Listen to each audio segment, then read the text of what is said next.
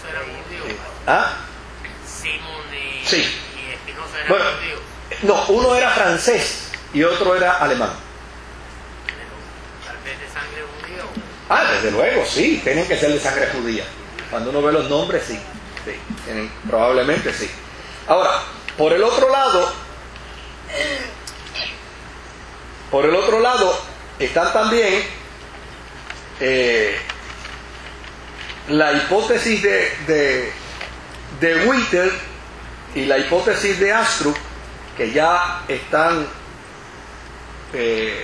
oscilando a finales del 17, donde ambos de manera independiente descubren que los primeros dos capítulos del Génesis emplean dos apelaciones divinas diferentes.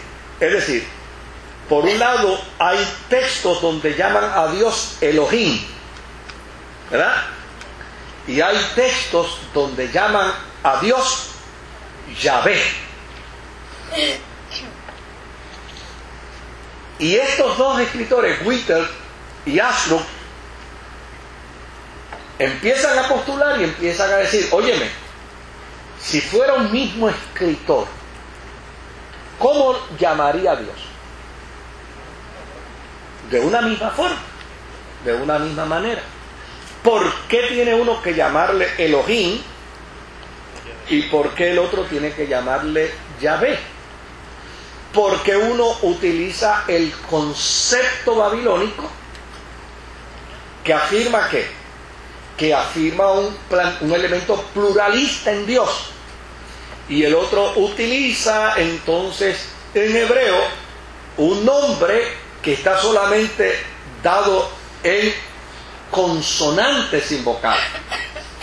Entonces, estos dos autores, Whittle y Astrup, empiezan a sospechar que en el Génesis hay más de un escritor.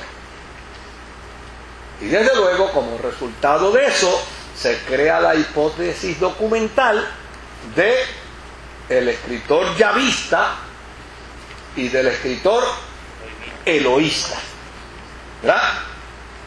Y desde luego, junto con ello, empiezan entonces a señalar y empiezan a decir que el Pentateuco es el resultado de una compilación de numerosos documentos, que es un ensamblaje de distintos fragmentos, y que ha habido inclusive de alguna manera algunas añadiciones al original de acuerdo a unas interpretaciones teológicas que se habían hecho.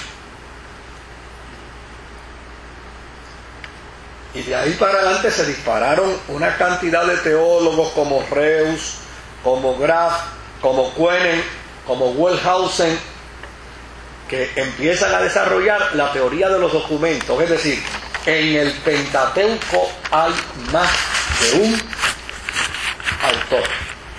En el Pentateuco hay más de un escritor. Y a mí me encanta la tesis de los pentecostales sobre ese particular, porque los pentecostales dicen que pueden haber un montón de escritores. A ellos no les importa cuántos escritores haya, para ellos lo importante es que hay un solo autor, que es el Espíritu Santo. Y a mí esa tesis de los pentecostales siempre me ha gustado muchísimo, porque ellos no se complican la vida con esa cosa, ¿no? Ahora, otro ejercicio que se hace con el Pentateuco es en el 1805, que se compara el Deuteronomio con la reforma que Josías hace en Segunda de Reyes, en el capítulo 22 y en el capítulo 23. O sea, en el capítulo 22 y 23 de Segunda de Reyes aparece la reforma de Josías.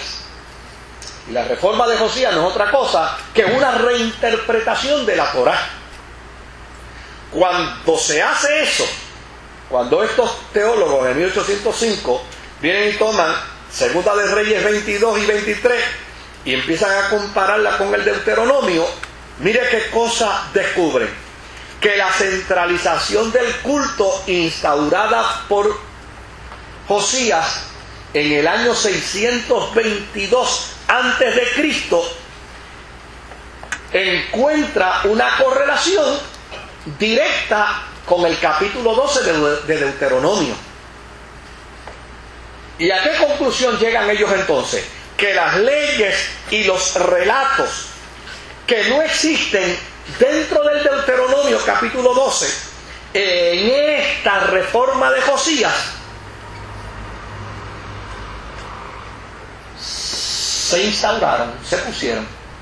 Lo que quiere decir entonces que la tesis de que ha habido dentro del Pentateuco unas adiciones posteriores, estos teólogos dicen, es muy probable.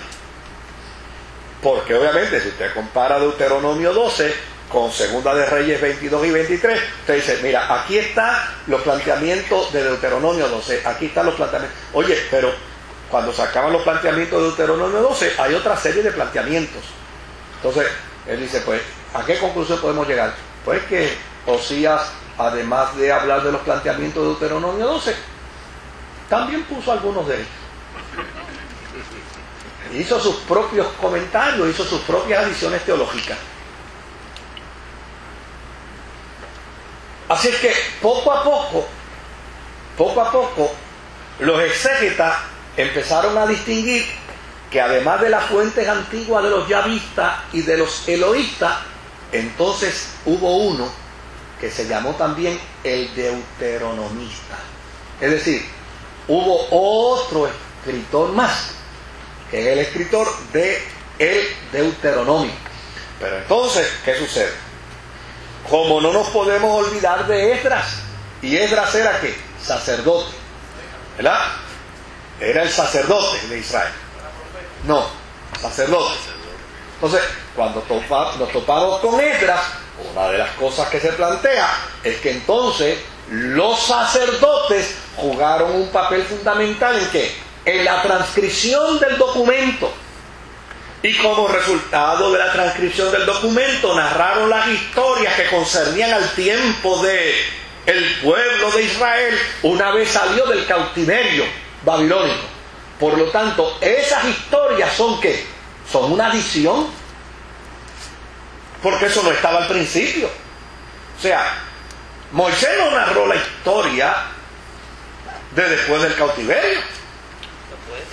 Ya no existía. Pero esas historias están ahí.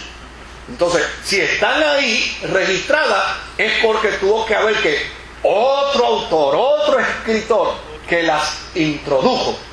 Y a ese otro que las introdujo se le llamaron los textos sacerdotales. Por lo tanto, en el Pentateuco encontramos ¿qué cosa? En el Pentateuco encontramos una colección de escritores yavistas, escritores eloístas, escritores deuteronomistas y escritores sacerdotales.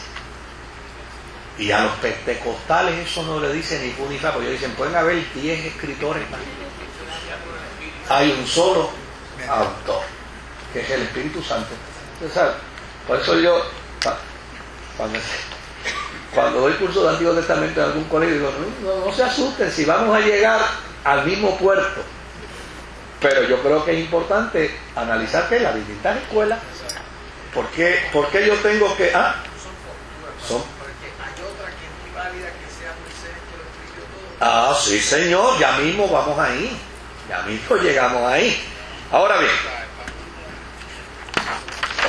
¿qué otra cosa podemos encontrar? Claro que esa escuela fue creciendo y fue desarrollándose, ¿no? Y finalmente, esa escuela que postuló primero la cuestión esta de las 4 escuelas, planteó entonces la escuela, se creó entonces la escuela de la historia de las formas. Y esta escuela no reniega lo que ya se había dicho. Simplemente lo que esta escuela hace es que se interesa en los géneros literarios. Vamos a trabajar con los géneros literarios.